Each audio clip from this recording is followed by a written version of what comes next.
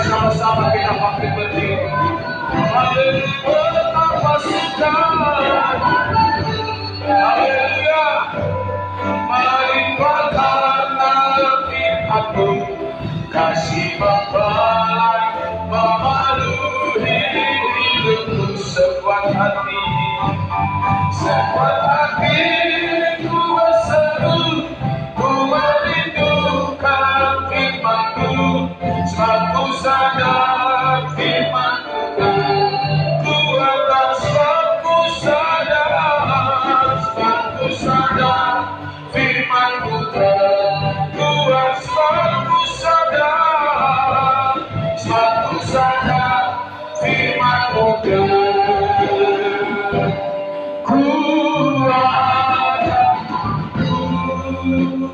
Segala kemuliaan, segala pujian, segala hormat hanya bagi Tuhan Yesus yang adalah Tuhan dan Juru Selamat kami. Engkau Kristus sebagai kepala di tengah-tengah kami. Kami percaya ya Tuhan bahwa apa yang sedang Tuhan lakukan di muka bumi ini adalah untuk mendatangkan kebaikan bagi umat-Mu, bagi kami semua umat manusia, terkhusus bagi pekerjaan Tuhan. Engkau sedang mengerjakan yang baik untuk umat-Mu, untuk hamba-hamba, supaya lewat keadaan yang Tuhan sedang izinkan terjadi, supaya kami mendapatkan keselamatan. Sebab keselamatan yang Kau beri bagi kami tidak akan menjadi sia-sia.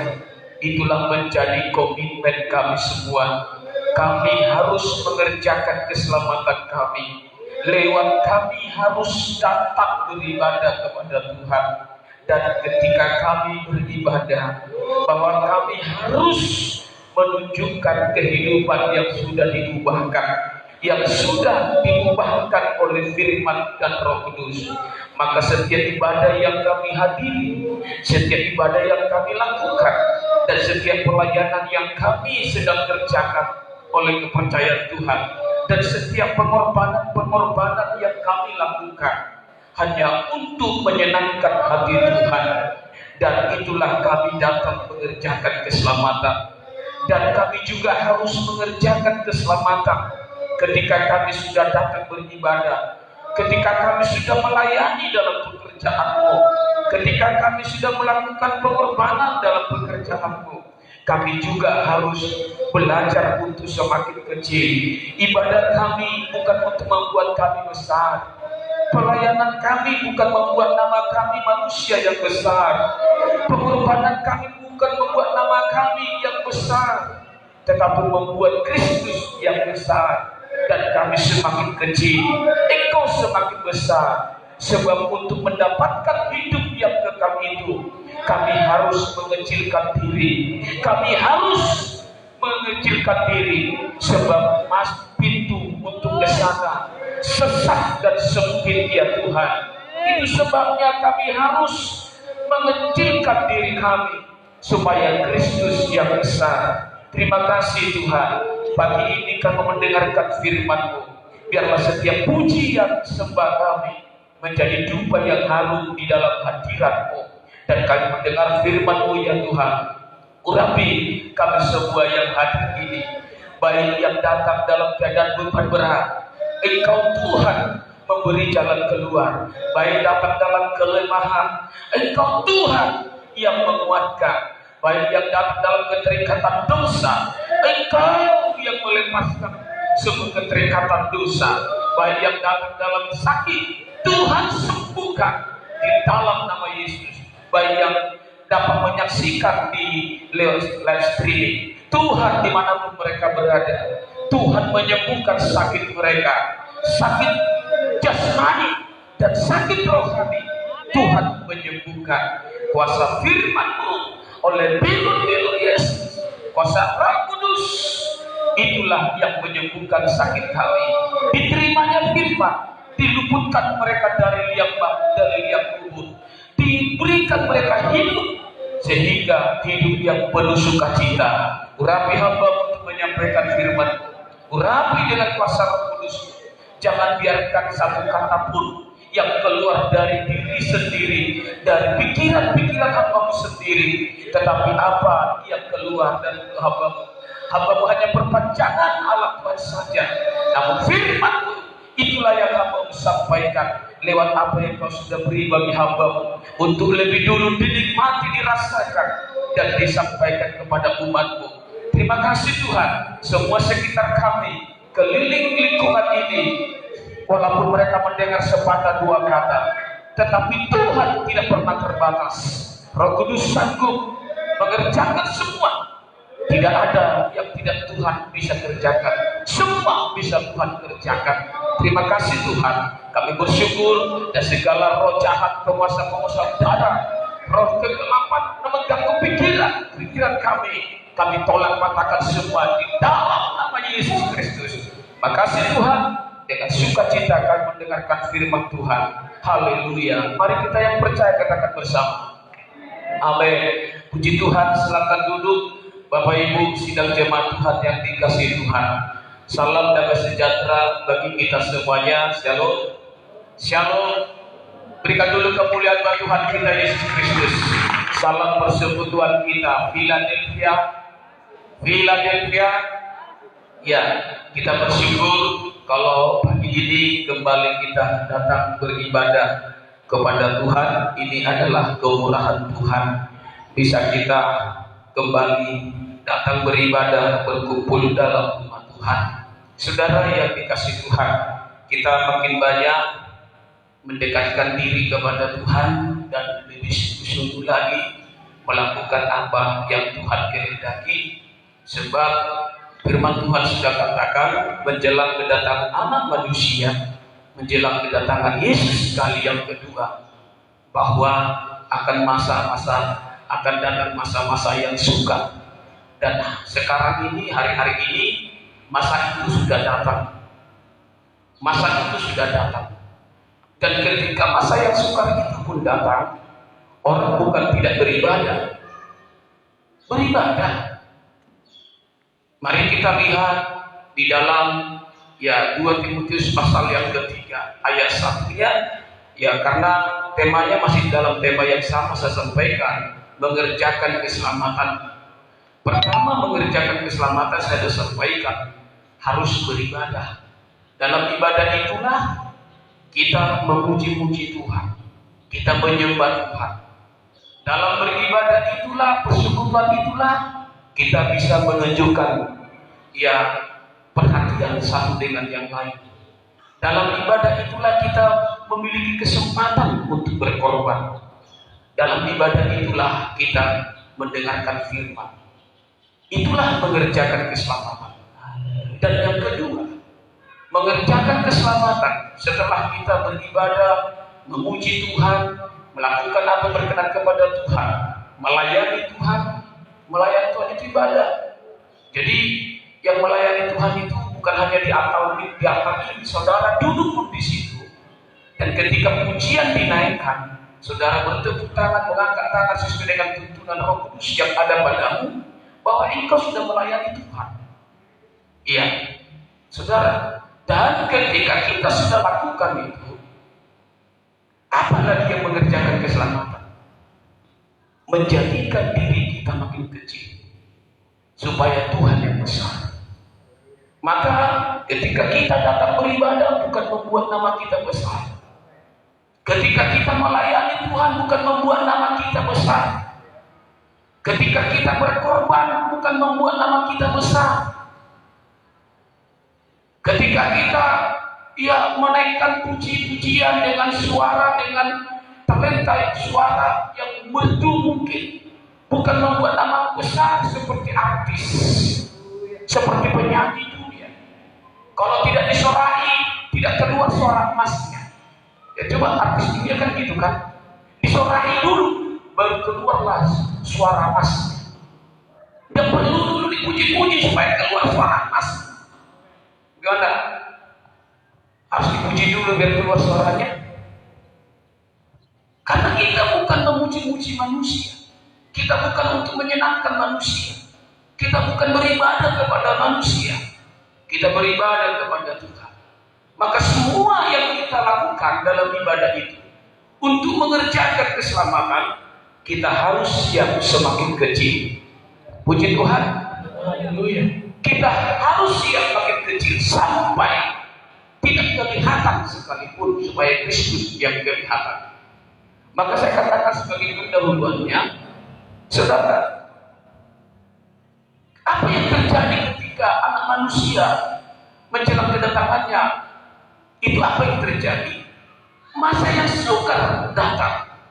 Dan ketika masa yang sukar itu datang, orang bukan tidak beribadah, orang bukan tidak melayani, beribadah dan melayani. Mari baca katakan di dalam 2 Timotius itu pasal yang ketiga ayat 1. 2 Timotius pasal yang ketiga ayat ke-1, dalam perikop keadaan manusia pada akhir zaman. Keadaan manusia pada akhir zaman. Ketahuilah bahwa pada hari-hari terakhir akan datang masa yang sukar.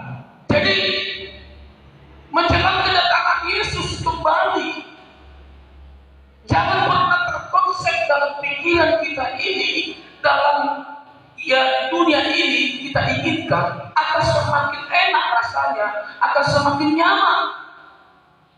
Tidak. Tapi yang kita sudah katakan firman Tuhan, akan datang masa yang sukar. Dan yang paling sulit dipahami, ketika masa yang sukar itu datang, semua bisa berlomba-lomba untuk beribadah. Semua bisa berlomba-lomba untuk melayani.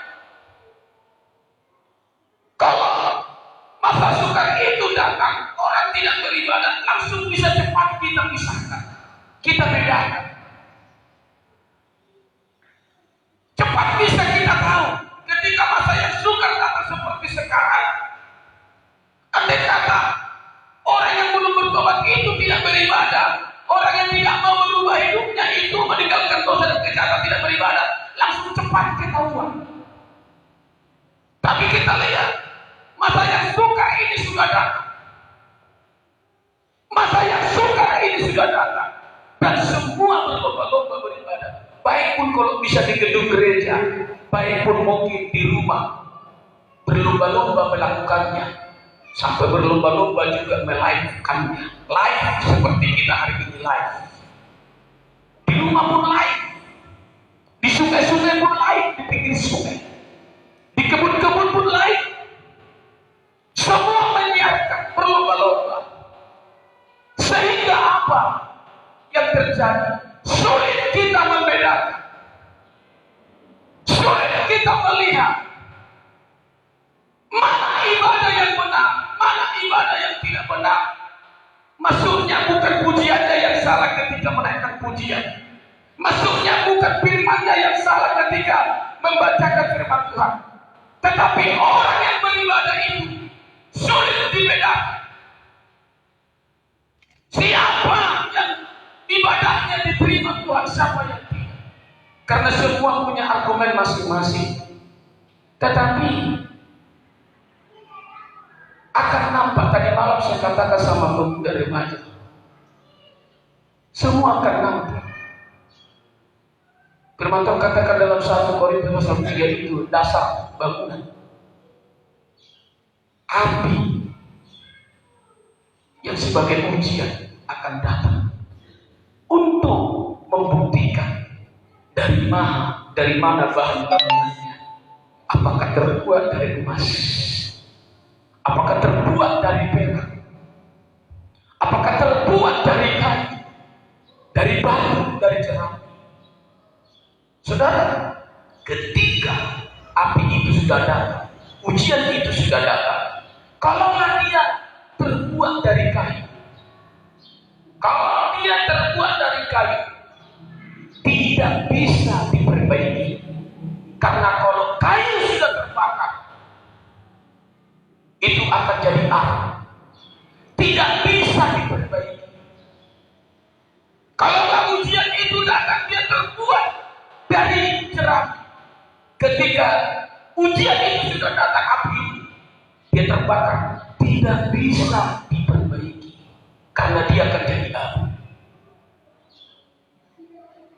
Saudara, tapi kalau terbuat dari emas, saat api itu datang bagaikan terbakar.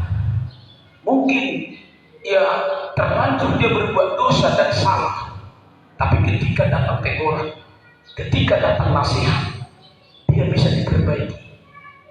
Karena dia tidak pernah berubah. Emas tetap emas, walaupun dalam menghadapi ujian mungkin jatuh dengan sengaja atau tidak sengaja, kesalahan dan dosa. Tapi karena dia ada kemurnian dari emas, dia bisa diperbaiki. Tapi kalau dari kayu, sekali dia kena api itu, melakukan dosa itu, melakukan kejahatan itu, kalau selama dia membangunnya dari kayu, saat terbakar tidak bisa diperbaiki. Berapa banyak begitu kita lihat, tidak bisa diperbaiki. Dia akan terus menunjukkan kualitas kayunya, dia akan terus menunjukkan kualitas jeraminya, membenarkan diri. Tapi kalau dari emas, api itu datang, oke, dia berbuat dosa, oke, dia berbuat salah, tapi ketika datang di orang, dia gampang untuk diperbaiki. Dia dibentuk kembali, dibersihkan kembali, karena dia murni.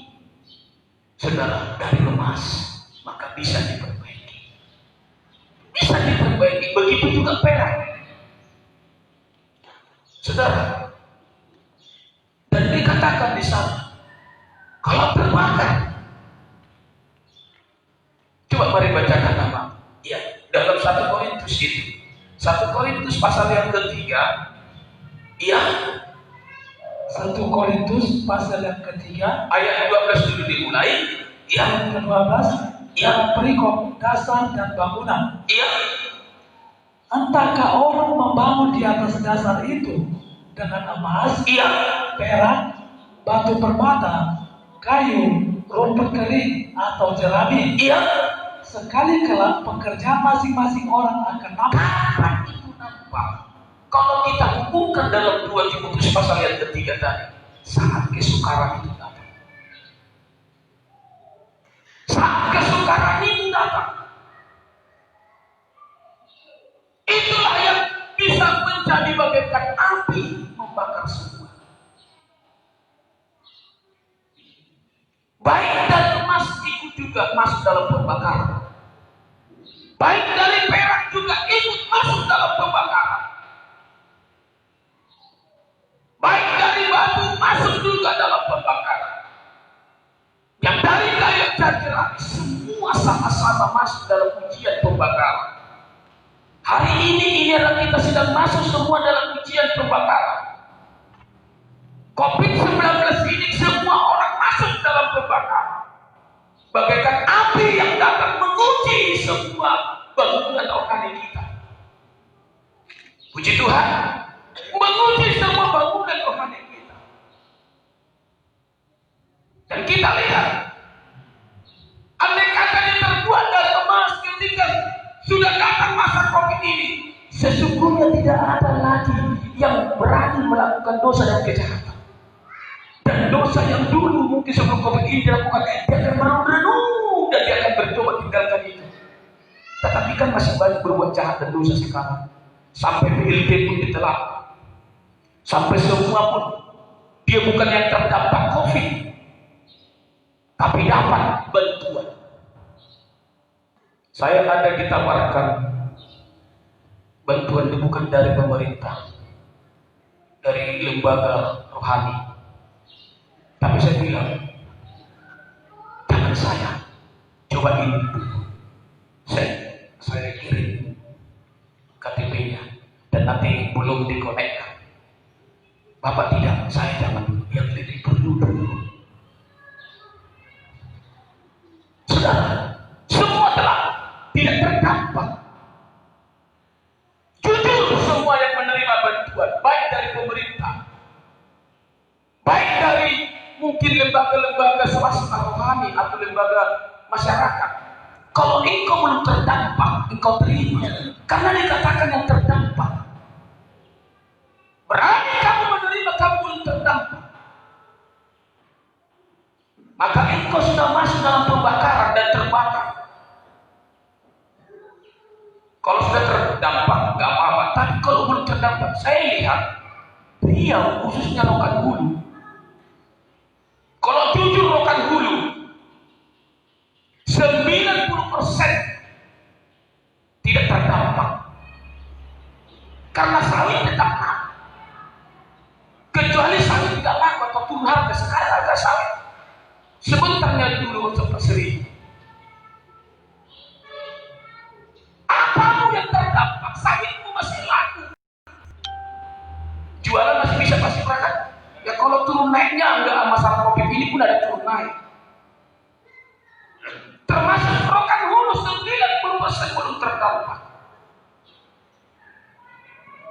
Tapi semua, mereka semua sudah terdampak. Jujur, belum terdampak. Tapi semua sudah bagaikan terdampak. Dan ini bagaikan ujian semua. Masuk dalam api ujian.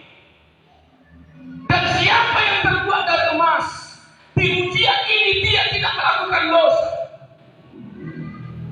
Di masa COVID ini dia tidak melakukan dosa. Tapi kalau dia terbuat dari kayu dan jerami, di masa kesukaran dia akan makin bertambah berdosa.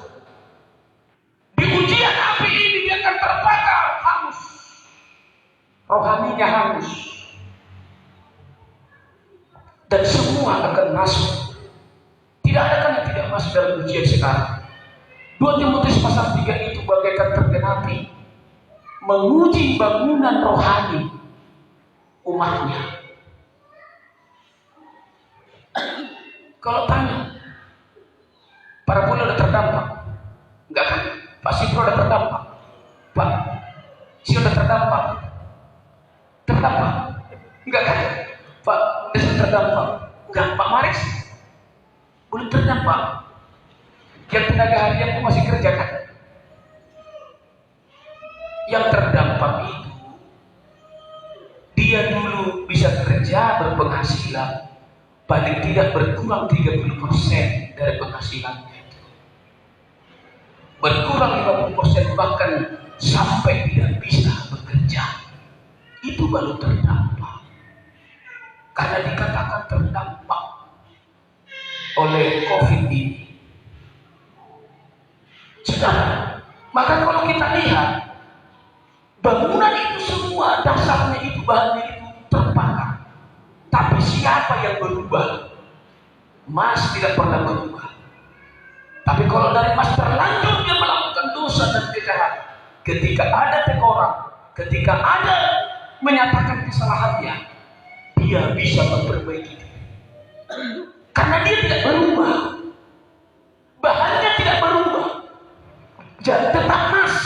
Tapi kalau dari kayu selama ini imannya, bangunannya, dari jerami selama ini bangunan imannya, ketika melakukan dosa sekali, ketika melakukan kejahatan, dia tak kayu lagi. Dia sudah berubah jadi arang, tidak bisa dikembalikan jadi kayu lagi. Tidak bisa dikembalikan yang jerami rumput kering ini jadi jerami dan rumput kering lagi. Hilang sudah. Sudah, tetapi hilang yang dimaksud bukan berarti tidak mereka beribadah.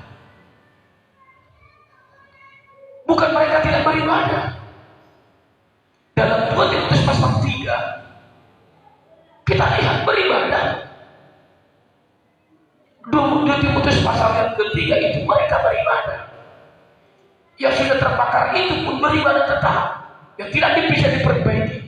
Mari bacakan nama, ya. Ayat yang kedua sekarang. Ayat kedua, ya. Manusia akan mencintai dirinya sendiri. Manusia akan mencintai dirinya sendiri dan menjadi hamba uang. Inilah menjadi hamba uang. Di masa kesukaran semua menjadi hamba uang. Dan sekarang bagaimana prakteknya nyata-nyata? Penting uang, penting masuk, penting masuk, penting uang. Minggu kemarin sampaikan kerusakan umat Tuhan.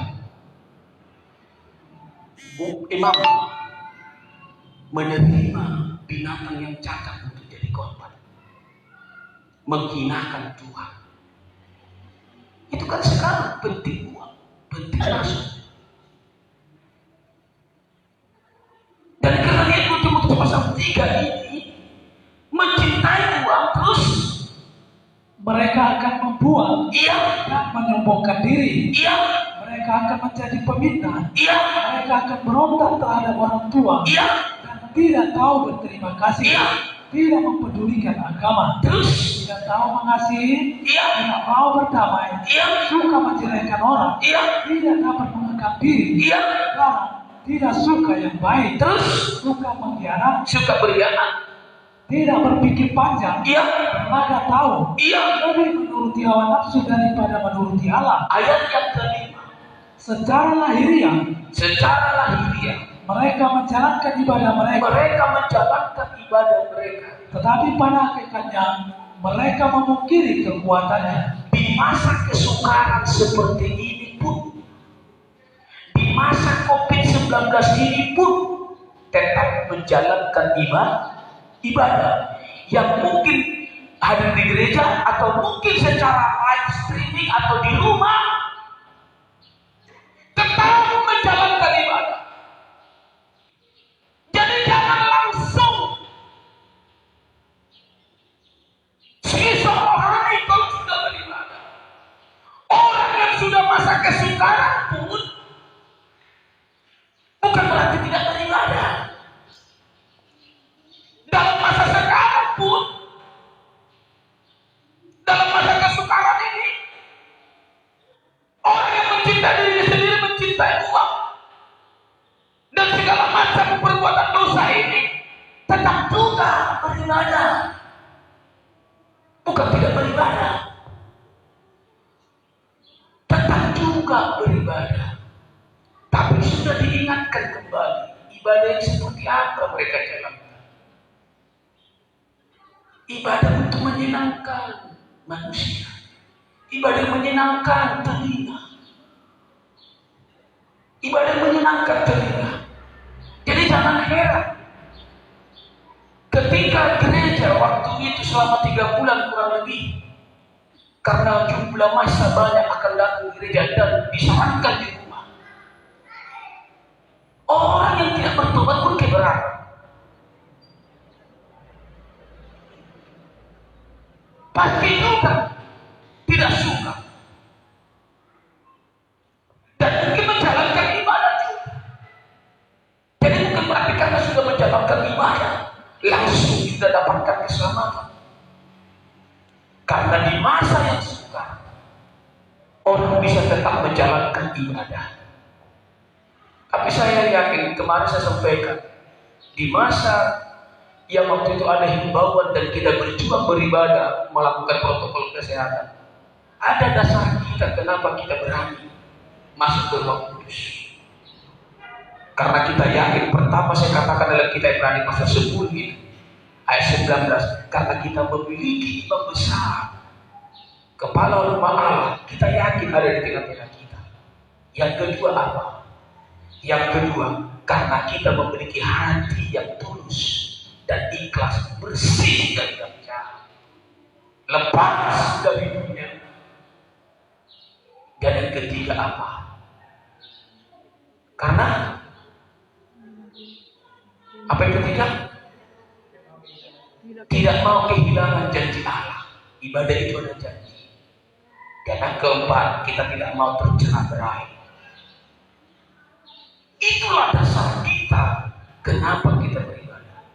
Dan hari ini mulai 2 minggu yang lewat telah ditetapkan pemerintah di normal bisa beribadah kembali tanpa melakukan protokol kesehatan.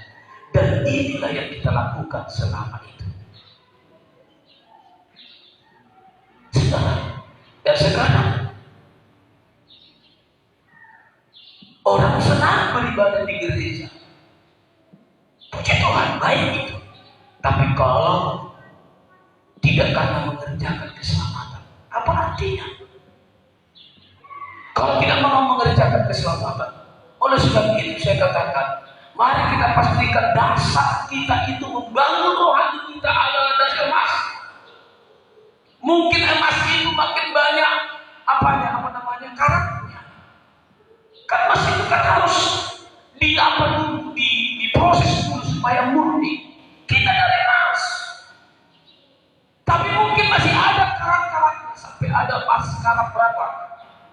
Karat 24 lalu 22. Itu kan aja level tingkatannya. Lebih mantap lagi emas London. Asalkan jangan emas lockdown. Jadi masih itu pun semua diproses. Saya katakan terbuat dari emas itu masih banyak karat-karatnya yang harus diproses. Maka ketika disampaikan firman Tuhan, karat-karat itu keluar.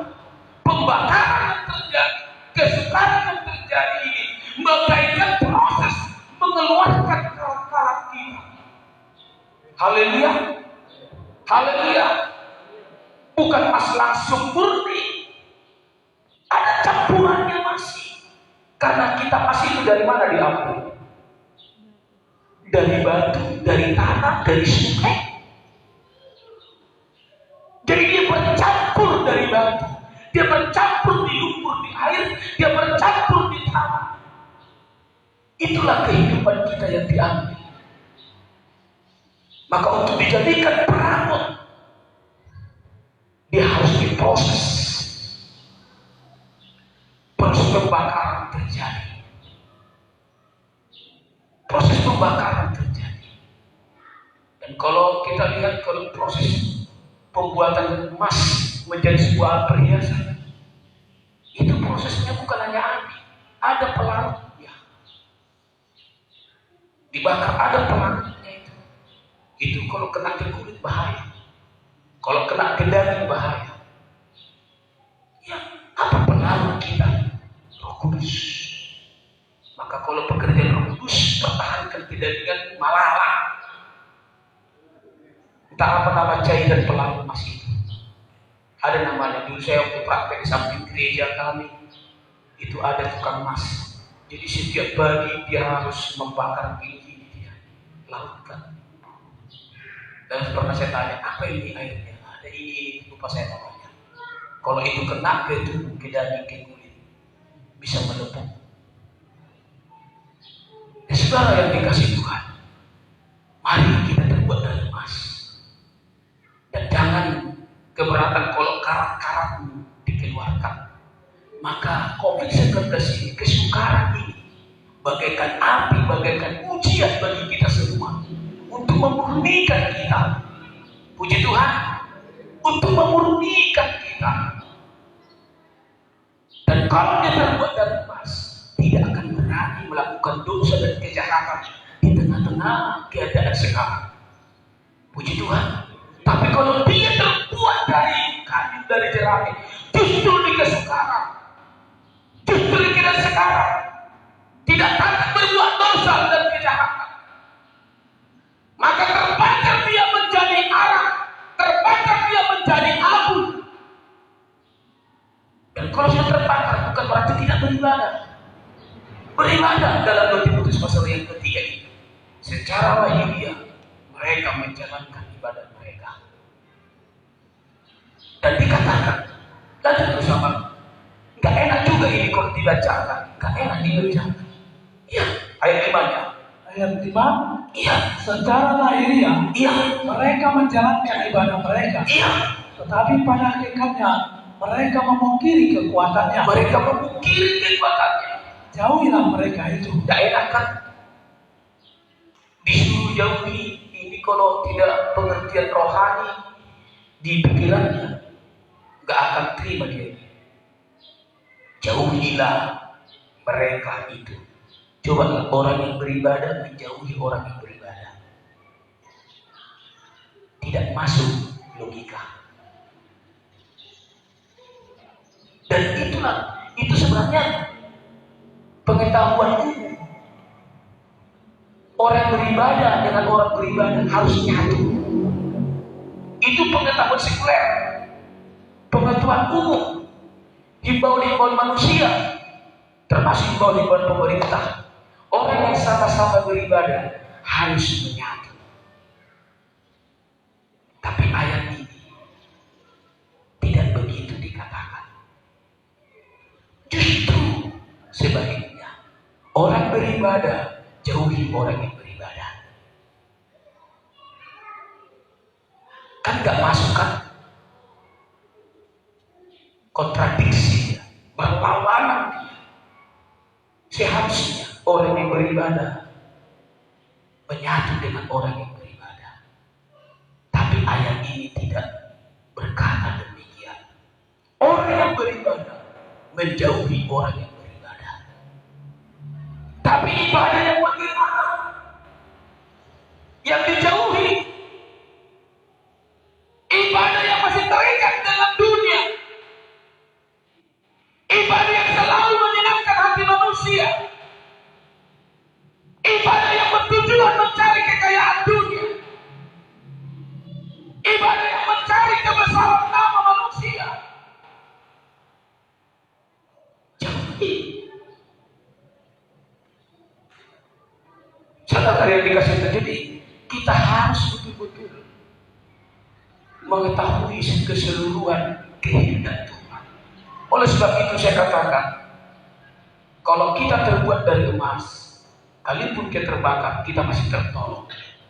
Maka dalam 2 Korintus pasal yang ketiga tadi dikatakan, yang terbuat dari emas itu, ya, masih tertolong. Mereka akan diselamatkan seperti dalam api. Ya, mari bacakan ayat yang ke-15. Ayat yang ke-15. Ya. Jika pekerjaannya terbakar, Iya. ia akan menderita kerugian. Iya. Tetapi ia sendiri akan diselamatkan, tetapi seperti dari dalam api. Apa yang rugi? Mengalami kerugian. Saudara, tadi malam saya sampaikan untuk kamu udah hati-hati. Kalau kamu salah keputusan, baik mengambil jodoh, ketika kamu mengambil keputusan ambil jodoh, waktu gadis semangat memuji Tuhan, melayani Tuhan, tapi salah mengambil pasangan hidup, menjadi suamimu, menjadi istri, dan terbakarlah nanti, dan kamu alami kerugian besar. Dan kalau kamu mau diubah, mempertahankan keselamatan bagi emas, perjuangkan. Udah mengalami kerugian tapi masih bisa terselamatkan. Tapi seperti dalam api menjerit, mungkin istrinya tidak bertobat, pertahankanlah terus itu seperti dalam api, pertahankan iman. Mungkin suaminya tidak bertobat, pertahankanlah itu seperti dalam api supaya kamu selamat. Terbakar terus, setiap hari terbakar. Setiap hari terbakar. Tapi pertahankan kalau mau selamat, pertahankan. Walaupun tidak pernah akur lagi di rumah suami istri, karena ada salah memilih jodoh. Mungkin dulu dasarnya karena cantik, karena ganteng, karena uang, karena tidak. Akhirnya terbakar dia. Tapi engkau masih bisa selamat kalau kau perjuangkan terus keselamatan itu. Tapi tetap dalam penderitaan, seperti dalam api.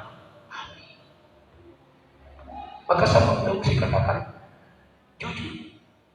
Kalau bisa, bukan hanya pasanganmu kau lihat lepas dari tradisi. Orang tuanya pun, calon mertuamu itu pun harus lepas dari tradisi. Bukan hanya pribadinya lepas dari tradisi, apalagi dia parwa mama, parwa mama. Banyak gitu loh. Sudah berumah tangga, sudah menyatu dengan istrinya, meninggalkan ayah dan ibu, bersatu dengan suami. Artinya bersatu itu, istri bersatu, suami bersatu. Itulah tubuhmu, bukan orang tuamu tubuhmu, bukan bapak mamamu tubuhmu, suamimu itu, istrimu itu. Tapi banyak kan parwa oma, parwa bapak, sehingga terus rumah tangga ribut. Ya, salah siapa? Pertahankanlah itu seperti kamu terus dalam api. Kalau bisa selamat, kalau mau selamat. Kalau tidak, bercerai. Kalau sudah bercerai, gak ada keselamatan. Gak ada keselamatan. Makanya kita harus betul-betul yakin dari mana kita terbuat, harus dari emas. Puji Tuhan. Jadi kerjakan keselamatan. Saya sampaikan dalam poin yang kedua. Kalau poin yang pertama mengerjakan keselamatan lewat beribadah. Dalam ibadah itulah memuji Tuhan. Dalam ibadah itulah menyembah Tuhan, berdoa. Dalam ibadah itulah kita membangun kasih persaudaraan. Dalam ibadah itulah kita memberi korban-korban kita kepada Tuhan. Yang kedua, mengerjakan keselamatan. Bagaimana kita rela jadi kecil. Karena Matius pasal yang ke-7, untuk masuk kepada keselamatan itu yang nyata nanti, pengangkatan itu mau mendapatkan hidup yang kekal itu, pintunya itu sempit. Dalam Matius, poin yang kedua ya, mengerjakan keselamatan. Poin yang pertama saya sampaikan bahwa beribadah. Dalam isi ibadah itu saya sudah jelaskan. Dan poin yang kedua, mengerjakan keselamatan, belajar untuk menjadi kecil. Ini poin yang kedua ini. Ini bagi orang-orang yang sudah dipakai Tuhan. Poin yang kedua ini ditekankan bagi orang-orang, bagi hamba-hamba Tuhan, bagi jemaat Tuhan yang sudah dipakai Tuhan. Bisa gagal kalau dia tidak mengerjakan keselamatan, belajar untuk jadi kecil. Maka jangan heran, pendeta besar pun bisa tidak selamat. Apalagi pendeta kecil. Apalagi pendeta yang tidak pernah terdengar namanya. Sedangkan pendeta yang bernaung-naung namanya di muka bumi ini pun bisa tidak selamat kalau dia tidak belajar menjadi kecil. Mari bacakan apa? Filipi pasal yang kedua, ya, ayat yang ke-12 dimulai, ya. Dan Filipi pasal 2 ayat yang ke,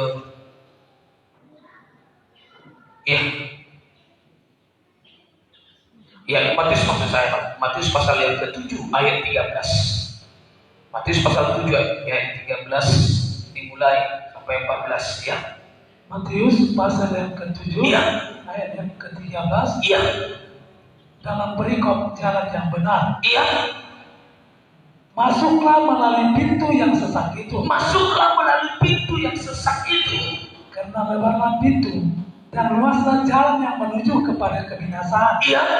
Dan banyak orang yang masuk melaluinya. Terus? Karena sesaklah pintu dan sempitlah jalan yang menuju kepada kehidupan. Iya. Dan sedikit orang yang mendapatinya. Ini apa yang dikatakan ini soal mendapatkan keselamatan hidup yang kekal. Harus masuk melewati pintu yang sesak. Bukan hanya kecil, tapi sesak. Masuklah melalui pintu yang sesak itu, karena lebarlah pintu dan luaslah jalan menuju kepada kebinasaan, dan banyak orang masuk melaluinya. Karena sesaklah pintu dan sempitlah jalan menuju kepada kehidupan.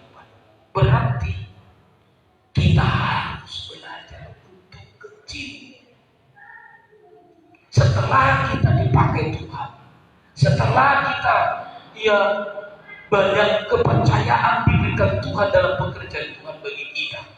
Pendukungan jemaat kepada pekerjaan Tuhan, pelayan-pelayan Tuhan dengan banyak kepercayaan diberikan, hamba-hamba Tuhan dengan banyak ya karunia diberikan.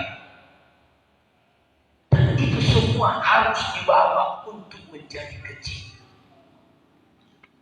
Saudara, untuk menjadi kecil. Kenapa saya katakan demikian? Karena Yohanes Pembaptis dengan Yesus, Yohanes dia harus rela menjadi kecil untuk pekerjaan penyelamatan. Yesus juga harus mau jadi kecil untuk pekerjaan penyelamatan. Dan kita umat Tuhan yang sedang dikerjakan, yang bagaikan yang membuka perintisan jalan Yohanes Pembaptis, dikerjakan penyelamatan. Dan Yesus juga mengerjakan penyelamatan untuk manusia. Kita yang diselamatkan juga harus siap jadi kecil. Puji Tuhan, harus siap jadi kecil. Yohanes pasal 3 ayat 30. Kalau kita belajar antara dua pribadi yang sama-sama Roh Kudus yang membuat mengandung. Hanya bedanya Yesus dengan Yohanes. Yohanes itu yang Pembaptis yang bapaknya Zakaria, ibunya Elisabet. Hanya bedanya Yohanes itu pun Elisabet mengandung karena Roh Kudus. Tapi itu terjadi ketika mereka sudah lama suami istri. Tapi bukan loh karena si Zakaria. Yesus, Maria mengandung sebelum menjadi suami istri. Kalau Yohanes Pembaptis, orang tuanya Zakaria dan ibunya Elisabet. Elisabet mengandung ketika sudah lama pasangan suami istri karena mandus. Tapi karena Roh Kudus maka melahirkan. Jadi kedua pribadi ini diutus ke bumi untuk mengerjakan penyelamatan. Dan dua-duanya supaya mereka bisa kerjakan penyelamatan untuk manusia. Dua-duanya berlomba jadi kecil. Yohanes berlomba jadi kecil. Yesus juga terhadap Yohanes berlomba jadi kecil. Lalu kenapa kita yang mau diselamatkan, kenapa ngotot untuk jadi besar? Padahal kita yang mau diselamatkan. Kalau Yohanes dan Yesus diturunkan ke bumi untuk mengerjakan penyelamatan, di bumi dari manusia, dan mereka dua pribadi ini berlomba-lomba untuk jadi kecil. Ketika Yesus berhadapan Yohanes, dia belajar kecil kepada Yohanes Pembaptis. Ketika Yohanes berhadapan dengan Yesus, Yohanes berlomba kecil kepada Yesus. Lalu orang yang dikerjakan untuk menyelamatkan, untuk orang penyebut yang diselamatkan, kenapa berlomba jadi besar? Dan ini koreksi bagi saya, khususnya, utamanya sebagai hamba Tuhan dan bagi pelayan Tuhan, bagi semua umat Tuhan, harus berlomba-lomba jadi kecil. Puji Tuhan, paham sampai di sini? Dua pribadi, Yohanes Pembaptis dan Yesus Kristus, mereka berdua berlomba-lomba jadi kecil. Mari kita lihat. Kalau Yohanes katakan pada Yohanes pasal 3 ayat yang ke-30 dimulai. Ayat 30. Iya. Iya. Ayat 30. Iya. Dalam perikop kesaksian Yohanes tentang Yesus. Iya. Ia harus makin besar. Ia harus makin besar. Tetapi aku harus semakin kecil. Tetapi aku harus semakin kecil. Haleluya. Haleluya. Ia harus semakin besar, aku harus semakin kecil. Kenapa? Kapan ini dikatakan Kenapa ini bisa keluar dari Yohanes Pembaptis? Karena dari ayat 22 sampai ayat yang ke-36, ayat 22 itu ada perselisihan antara murid Yohanes dengan orang-orang Yahudi. Ada perselisihan antara murid Yohanes dengan orang-orang Yahudi, mempertanyakan siapakah Yohanes itu dan siapakah Yesus itu. Coba kita baca ayat 22 dimulai. Ayat 22. Ya.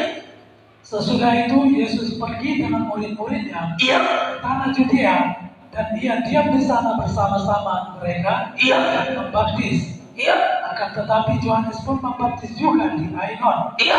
ke Salim, sebab di situ banyak air. Iya. Orang-orang datang ke situ untuk dibaptis. Iya. Sebab pada waktu itu Yohanes belum dimasukkan ke dalam penjara. Iya. Maka timbullah perselisihan di antara murid-murid Yohanes dengan seorang Yahudi tentang penyucian. Terus? Lalu mereka datang kepada Yohanes dan berkata kepadanya, Iya. Rabi, orang yang bersama dengan engkau di seberang sungai Yordan, Iya. dan yang tentang dia engkau telah memberi kesaksian, dia membaptis juga, dan semua orang pergi kepadanya. Yesus membaptis juga dikatakan. Ini ya Yohanes pasal yang ketiga. Nanti akan saya terangkan dalam kitab Matius. Setelah Yohanes membaptis Yesus, dan setelah Yohanes, kejadian ini dalam Injil Matius, setelah Yohanes membaptis Yesus dan setelah Yohanes menyerahkan murid-muridnya kepada Yesus. Jadi Yohanes menyerahkan murid-muridnya kepada Yesus. Siapa yang diserahkan Yohanes muridnya kepada Yesus? Menjadi murid Yesus, menjadi pengikut Yesus adalah Petrus dan Andreas. Di pasal 3 ini sudah diserahkan di sini. Dan nanti diterangkan di Matius. Mari bacakan lagi bersama. Iya. Ayat 27. Iya. Jawab Yohanes, Iya. tidak ada seorang pun yang dapat mengambil sesuatu bagi dirinya yang tidak dikaruniakan kepadanya dari Tuhan. Kamu sendiri dapat memberi kesaksian bahwa aku telah berkata, aku bukan Mesias. Tapi aku diutus untuk mendahului. Iya. Terus Yang empunya mempelai perempuan ialah mempelai laki-laki. iya. Tetapi sahabat mempelai laki-laki yang berdiri dekat dia dan yang mendengarkannya, akan bersukacita mendengar suara mempelai laki-laki itu. Iya. Itulah sukacitaku, dan sekarang sukacitaku itu Yohanes menggambarkan dirinya bagaikan sahabat mempelai laki-laki itu. Maka ketika didengar Yesus juga membaptis, lalu dipertanyakan, siapa kedua ini yang sebenarnya Mesias? Terjadi pertengkaran. Sebab Yohanes tidak mau berkata dia lebih hebat karena dia lebih dulu yang membaptis. Dan dia katakan, aku bukan Mesias. Aku hanya sahabat mempelai laki-laki itu. Dan di ayat 30 maka dikatakan, terus ayat 30. Iya. Ia harus semakin besar, Ia harus semakin besar, tetapi aku harus semakin kecil. Ini di pasal 3. Maka perkataan Yohanes dan firman Tuhan, aku harus semakin kecil, semakin besar. Kenapa ini terjadi? Saudara, maka Yohanes harus mengumumkan kepada umum, kepada semua, aku bukan Mesias. Aku hanya sahabat mempelai. Dan aku harus kecil dan dia yang besar. Ayat 30 ini sudah dibuktikannya di Yohanes pasal 1. Yohanes pasal 1 Kalau kita lihat, ya ayat yang ke-30, ayat 29 dimulai. Yohanes pasal 1 ayat 39 dimulai. Yohanes pasal yang ke-1 ayat yang ke-39. Iya, 29 apa? 29. Iya. Dalam perikop, Yohanes menuju kepada Yesus. Iya. Pada keesokan harinya, Iya. Yohanes melihat Yesus datang kepadanya. Iya. Dan ia berkata, "Dialah anak domba Allah yang menghapus dosa dunia." Kalau dalam Injil Matius, ini pembaptisan Yesus di pasal Matius pasal yang ketiga. Di Matius pasal 3 itu Yohanes membaptis Yesus. Di Yohanes pasal 1 maka Yohanes menerangkan, lihat anak domba Allah yang menghapus dosa dunia, yang sedang mengerjakan penyelamatan bagi dunia. Terus sama Ayat 30, dialah yang kumaksud ketika kukatakan, kemudian daripadaku akan datang seorang yang telah mendahului aku, sebab dia telah ada sebelum aku. Dan aku sendiri pun mula-mula tidak mengenal dia. Tetapi untuk itulah aku datang dan membaptis dengan air, supaya ia dinyatakan kepada Israel. terus Dan Yohanes memberi kesaksian, katanya, aku telah melihat roh turun dari langit seperti merpati, dan ia tinggal di atasnya. ini menerangkan bahwa Yesus dibaptis Yohanes dalam Matius pasal yang ketiga. Sebelum dibaptis, Yohanes belajar untuk kecil.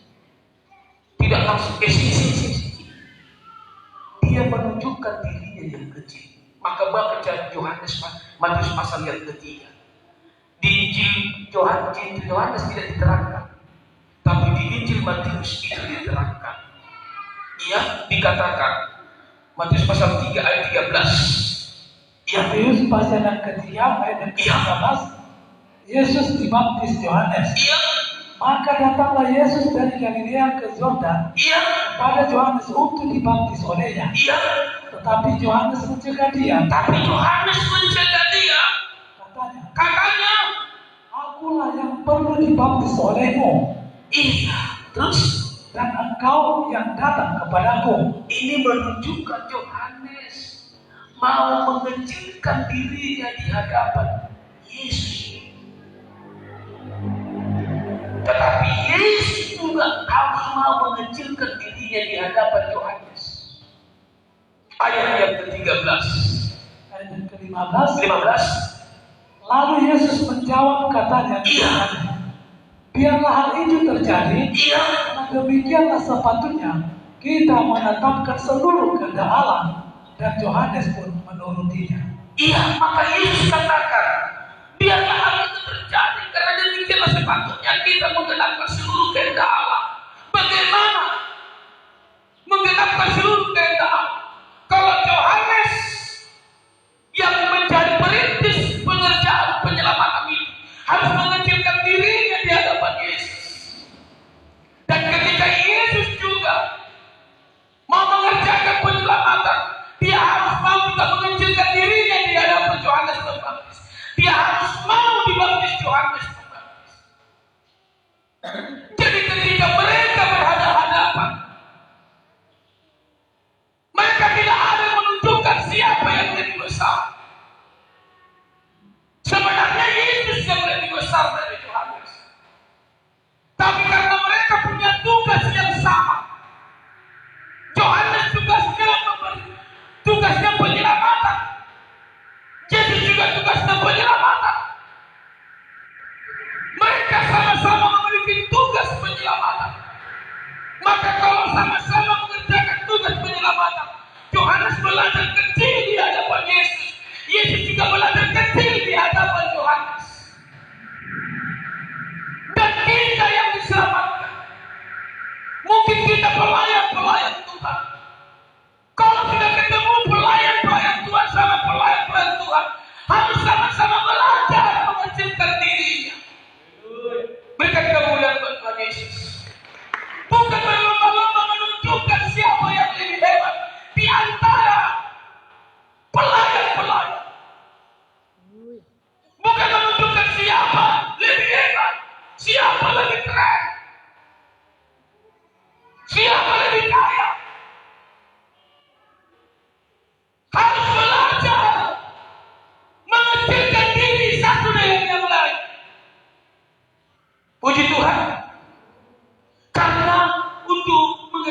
keselamatan.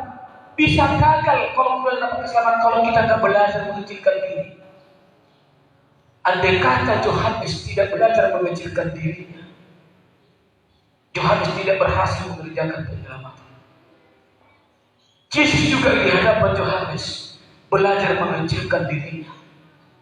Maka dikatakan kepada Yohanes, tidak Yohanes, lakukan. Karena sepatutnya lagi Allah, aku juga harus mengecilkan diriku di hadapan.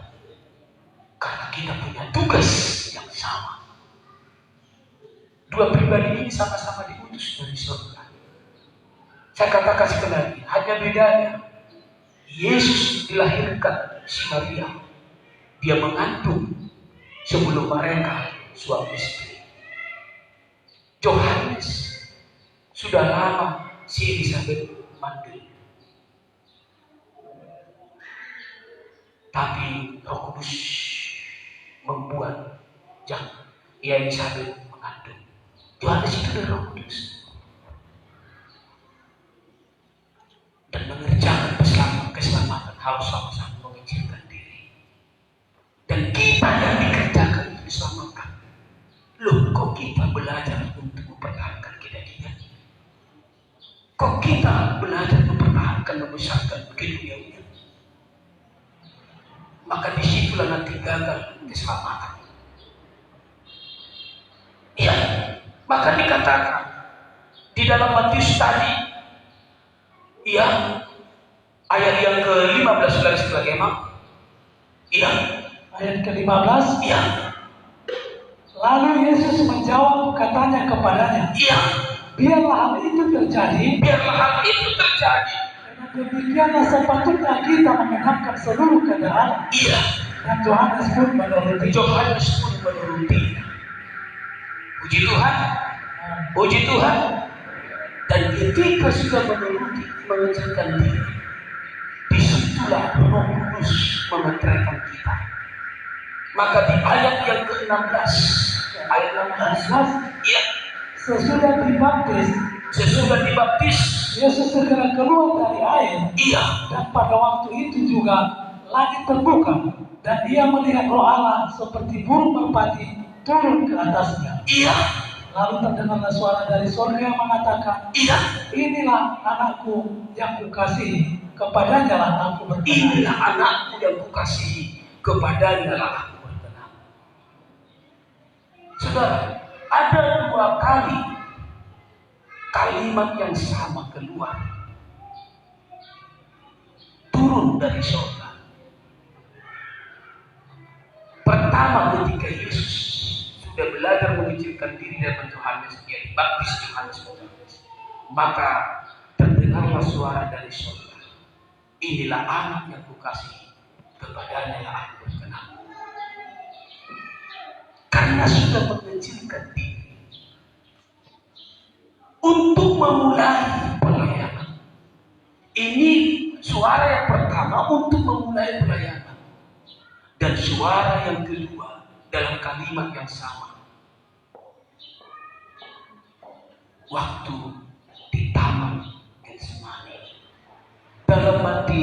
Dalam Yohanes pasal 17 maksud saya. Yohanes pasal 17. Kalau kita lihat Matius pasal 17, Matius pasal yang ke-17. Iya, Matius pasal 17. Kalau kita lihat ayat yang ke-2 dimulai, ayat 2 aja dimulai. Ya. Matius pasal yang ke-17 ayat yang kedua. Iya. Dalam perikop Yesus dimuliakan di atas gunung. Iya. Lalu Yesus berubah rupa di depan mata mereka. Iya. Wajahnya bercahaya seperti matahari. Iya. Dan pakaiannya menjadi putih bersinar seperti terang. Iya. Maka nampak kepada mereka Musa dan Elia sedang berbicara dengan dia. Iya. Kata Petrus kepada Yesus, Iya. Tuhan, betapa bahagianya kami berada di tempat ini. Iya. Jika Engkau mau, biarlah kudirikan di sini 3 kemah, satu untuk Engkau, satu untuk Musa, dan satu untuk Elia. Iya. Dan tiba-tiba sedang ia berkata-kata, turunlah dari awan yang telah menaungi mereka, Dan dari dalam awan itu terdengar suara yang berkata, Iya. Inilah anak yang kukasihi. Inilah anak yang kukasihi. Kepadanya lah aku berkenan. Kepadanya lah aku berkenan. Dengarkanlah dia. Dengarkanlah dia. Saudara, ini suara yang sama kembali. Suara ini datang pertama ketika Yesus mau dibaptis, Yohanes sudah dibaptis, memulai pelayanan. Dan suara yang sama juga datang kedua kali ketika Yesus mau mempersiapkan dirinya untuk ditangkap. Kedua kalinya Yesus mengecilkan dirinya, mengosongkan dirinya, siap untuk ditangkap. Kan dia harus mengecilkan dirinya untuk siap ditangkap. Maka ketika dia sudah berdoa, memang ada di bawah 3 orang muridnya, tapi dia berdoa, bertemulah berbicara dengan Musa dan Elia dan Yesus. Pertanyaan, apa yang mereka bicarakan bertiga? Secara tertulis tidak ada memang dituliskan apa yang mereka bicarakan antara Musa, Elia dan Yesus. Tapi saya yakin dengan iman, kalau kita baca terus dan tujuan pelayanan Yesus, yang mereka bicarakan tentang penyelamatan. Mungkin mereka berbicara, ini iman saya, kamu akan segera ditangkap. Ini pesan, kata Musa dan Elia, harus disalibkan. Dan mereka berbicara. Dan akhirnya apa? Ketika diputuskan Yesus harus siap ditangkap, maka pergilah keduanya, Musa dan Elia, muncul lagi suara itu. Inilah anak yang kukasihi, kepadanya lah aku berkenan, dengarkanlah dia. Karena kesepakatan pembicaraan mereka bertiga telah mengambil satu kesimpulan bahwa Yesus harus rela kecil, dihinakan supaya bisa ditangkap dan disalibkan. Maka ketika diputuskan itu, maka datang suara dari surga, kepadanya inilah anak yang kukasihi, kepadanya lah aku berkenan, dengarkanlah dia. Haleluya, haleluya, haleluya. Dan murid-muridnya tidak tahu apa yang mereka bicarakan. Petrus sosok rohani, aku akan mendirikan 3 kemah, satu untuk Elia, satu untuk Musa. Bukan itu yang Tuhan inginkan. Yang Tuhan yang sedang mereka bicarakan, bagaimana Yesus ditangkap untuk mengerjakan penyelamatan bagi manusia. Tetapi pesannya kepada mereka, dengarkanlah dia. Haleluya. Inilah yang dikerjakan Yesus. Lalu kembali kita, apa yang dikerjakan Yohanes? Kenapa dalam Yohanes pasal 3 dia rela mati kecil? Salah satu bukti tadi yang dikatakan Yohanes, aku tidak layak membaptis, akulah yang seharusnya. Dia menunjukkan dia kecil, lebih kecil dan sangat kecil di hadapan anak domba itu Yesus. Dan yang kedua, apa yang dipraktikkan Yohanes?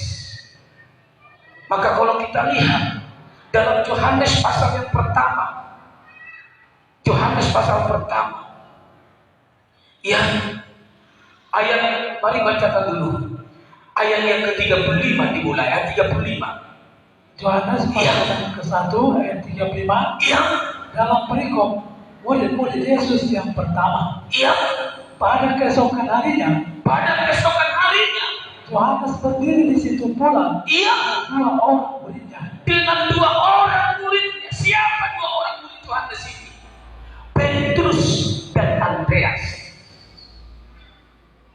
Itu murid Yohanes. Si Petrus dan si Andreas sebelum murid Tuhan Yesus. Itu murid Yohanes. Yohanes Pembaptis. Lalu terus ayat 36. Dan ketika ia melihat Yesus lewat, ia berkata, lihatlah anak domba Allah. Dia berkata kepada murid-muridnya, lihatlah anak domba Allah. Terus kedua murid itu mendengar apa yang dikatakannya itu, lalu mereka pergi mengikut Yesus. Yohanes berkata, kamu sudah lihat anak domba Allah, ikutilah dia. Jangan ikuti saya lagi. Ikutilah dia. Maka inti dari pelayanan, tujuan dari pelayanan, jangan sampai kita membuat murid kita sendiri. Kalaupun ada yang kita ajari, tapi fokusnya harus menjadi murid Tuhan Yesus. Puji Tuhan. Supaya apa? Supaya